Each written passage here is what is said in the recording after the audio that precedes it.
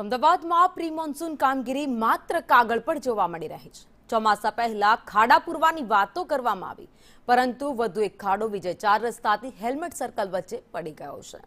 Safety માટે રાખવામાં આવેલું બેરિકેડ પણ ખાડામાં પડી ગયું, તો રસ્તાની વચ્ચે ખાડો હોવાથી મુશ્કેલીઓ લોકોને પડી રહી છે। વાહન ચાલકોને અવરજવર કરવામાં ભારે હાલાકીનો સામનો કરવો પડી રહ્યો છે। હજુ તો અમદાવાદમાં વરસાદની શરૂઆત પણ નથી થઈ, તેમ છતાં પણ રસ્તા વચ્ચોવચ મસમોટા ભૂવા પડી રહ્યા છે, જેની હાલાકી લોકોને ભોગવવી પડી રહી છે।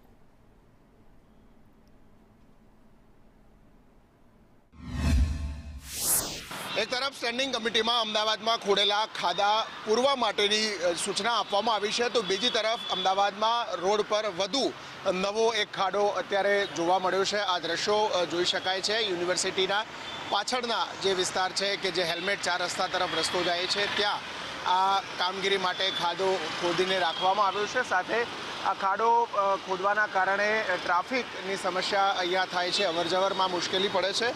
જે બેરિકેટિંગ માટે જે વસ્તુઓ કોર્પોરેશને જે પાટિયા મૂકવામાં આવ્યા છે, એ પાટિયા પણ એ ખાડાની અંદર પડ્યા હોય તે પ્રકારના દ્રશ્યો છે એ સામે આવી રહ્યા છે।